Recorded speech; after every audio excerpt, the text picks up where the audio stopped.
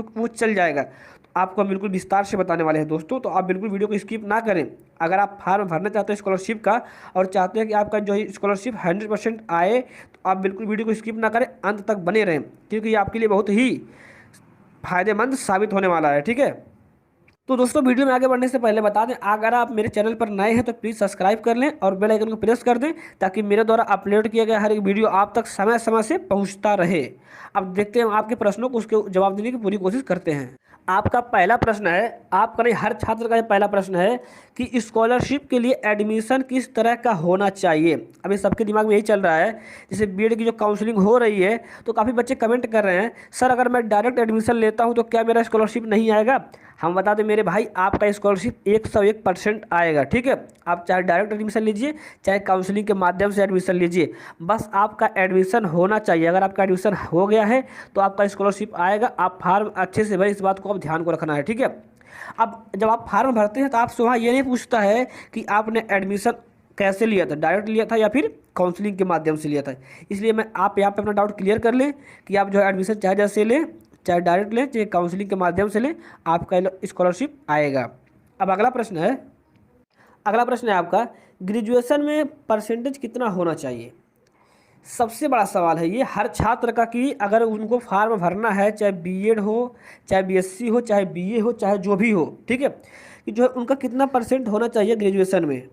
Okay, अगर आप MA का फॉर्म भर रहे हैं तब आपका ग्रेजुएशन में कितना परसेंट होना चाहिए, और अगर आप बीएड कर रहे हैं तब आपका ग्रेजुएशन में कितना परसेंट होना चाहिए। ऐसा सवाल सबके लिए बना हुआ है। तो हम बता दें, जो एक आंकड़ा रखा गया है वो 55% रखा गया है। ठीक है, अगर आपका ग्रेजुएशन में 55% है, ठीक है ना, तो आपका स्कॉलरशिप आएगा 100%। ओके, मगर ऐसा भी नहीं है, ऐसा कहीं लिखा नहीं गया है कि 55% रहेगा तभी स्कॉलरशिप आएगा, कम रहेगा तो नहीं आएगा। हम बता दें, ये जो डिपेंड करता है इस परसेंटेज वाला मैटर स्कॉलरशिप के लिए, ये गवर्नमेंट के फंडिंग पर डिपेंड करता है। अगर उनके पास फंड ज़्यादा है तो स्कॉलरशिप सबको भेजते हैं। अगर आपका 50% है और आपने फार्म सही से भरा है तो आपका भी स्कॉलरशिप आएगा, अगर वहाँ पे फंड रहेगा तब। ठीक है, और ये जब फंड कम होता है उनके पास, यानी कि उनका जो खजाना खाली हो जाता है या मनी कम होता है हम बोल सकते हैं, तो वो परसेंटेज के बॉन्ड लगा देते हैं, ताकि जो बच्चे 55 से कम हैं वो बाहर हो जाएंगे और जो 55 से ऊपर उन्हें स्कॉलरशिप भेज दिया जाएगा। तो हम बता दें, अगर आपके परसेंटेज 50% है, 52% है, या 53, 54, 55, 60 जो भी है, आप फार्म को जरूर भरें स्कॉलरशिप के, और आपका भी स्कॉलरशिप आएगा। बस फार्म आपको अच्छे से भरना है। अगर आपका 60% है और आपने फार्म गलत भर दिया तब भी आपका स्कॉलरशिप नहीं आएगा। ठीक है, तो ये भी डाउट आपका शायद क्लियर हो गया होगा मेरे हिसाब से। और अगला जो है, आय जाति निवास कितना पुराना होना चाहिए। तो दोस्तों हम बता दें कि अगर आप ये नया बनवा लें तीनों तो आपके लिए बहुत बेहतर होगा, क्योंकि अभी आपके पास समय है।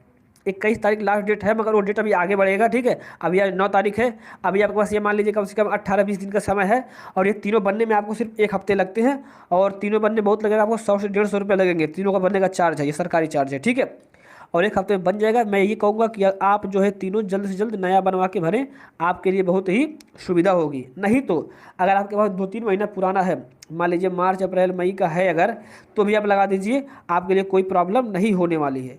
और अगला प्रश्न है जो सबसे बड़ा प्रश्न है, ठीक है, कि जो है इनकम सर्टिफिकेट कितना तक का होना चाहिए, आय प्रमाण पत्र है वो कितने तक का होना चाहिए, इसको हम आगे बता रहे हैं। पहले हम डेट के बारे में इसके डिस्कस करते हैं। बात करें इसके महत्वपूर्ण डेट की, तो ये 20 जुलाई से फार्म भरना स्टार्ट हो गया था, और इसका जो लास्ट डेट बताया गया है वो 21 अक्टूबर 2021 बताया गया। मगर दोस्तों ये डेट अभी फिक्स नहीं है, डेट आगे बढ़ेगी, क्योंकि बीएड का जब तक एडमिशन नहीं होगा तब तक स्कॉलरशिप फॉर्म का जो है लास्ट डेट खत्म नहीं होगा। ठीक है, यानी कि हम कह सकते हैं जब बीएड का एडमिशन पूरा हो जाएगा तब तक आप जो है फार्म को भर सकते हैं। तो आप परेशान ना हो, अपना आय जाति निवास तीनों नया बनवा लें।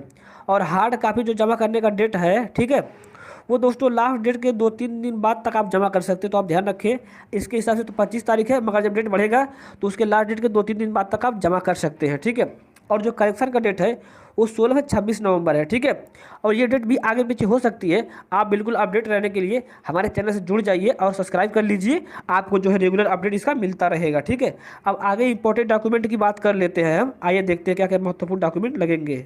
एक सबसे इंपॉर्टेंट वाले डॉक्यूमेंट में आपको आधार कार्ड को लेकर के, आधार कार्ड में आपका मोबाइल नंबर लिंक होना चाहिए, सबसे बड़ी बात। और वही नंबर लिंक होना चाहिए जो आपके पास फ़ोन नंबर है, वो नंबर लिंक करके रखेंगे, जिससे ओटीपी आएगा आपके लिए बहुत ही सुविधा होगी।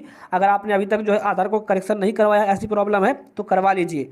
और दूसरा है, आधार कार्ड और हाई स्कूल में एक चीज़ बहुत समानता होना चाहिए आपका, क्या देखिएगा, ठीक है, आपका नेम और जो एड्रेस है आपका और डेट ऑफ बर्थ है वो हाई स्कूल और आधार कार्ड का बिल्कुल सेम होना चाहिए, ठीक है।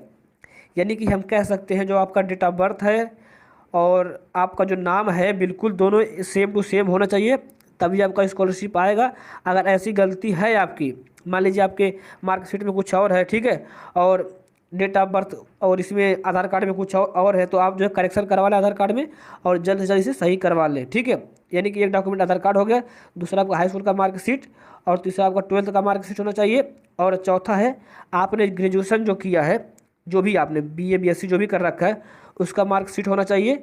और अगला डॉक्यूमेंट है आपका पोस्ट ग्रेजुएशन, आपने अगर पोस्ट ग्रेजुएशन कर रखा है तो उसकी मार्कशीट भी लगाएंगे। और अगला है फ़ोटो और सिग्नेचर, ठीक है, ये भी आपको लगाना है।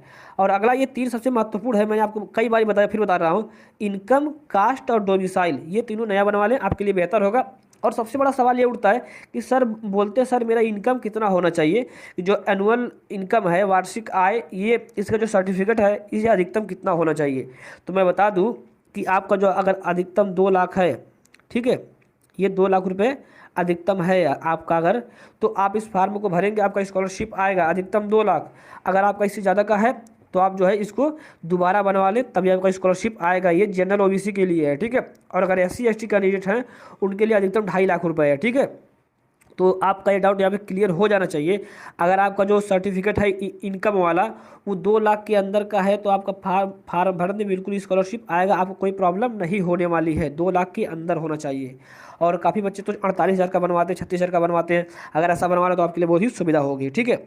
और जो अगला डॉक्यूमेंट है वो अकाउंट है, और अकाउंट वही हो जो एक्टिव होना चाहिए, चालू होना चाहिए। और वो आपको चाहे कोई भी खाता हो, चाहे बचत हो, चाहे जो भी हो, आपका अकाउंट जो है बिल्कुल एक्टिव होना चाहिए, खाता चाहिए आपको, ठीक है। और फीस स्लिप, यानी कि जब आप एडमिशन लेते हैं तो जो स्लिप मिलती है फीस की, और आपने जो कॉलेज में कितना फीस पे करा है ये भी आपको भरना पड़ता है, तो आपके पास फीस स्लिप भी होना चाहिए। तो दोस्तों आपकी स्कॉलरशिप को लेकर के बहुत बड़े सवाल थे आपके, जिनको मैंने इस वीडियो में पूरी अच्छे तरीके से सबके जवाब देने की कोशिश करे हैं। अगर आपके अभी भी कोई डाउट बचते हैं तो आप कमेंट करके बताएं, हम आपके सही प्रश्नों का जवाब देंगे और आपकी पूरी मदद की जाएगी दोस्तों, ठीक है। और अभी अगला सवाल ये होता है कि जो है इस फॉर्म को कैसे भरें, मोबाइल से भरें या फिर कैफ़े में जाके भरवाएं।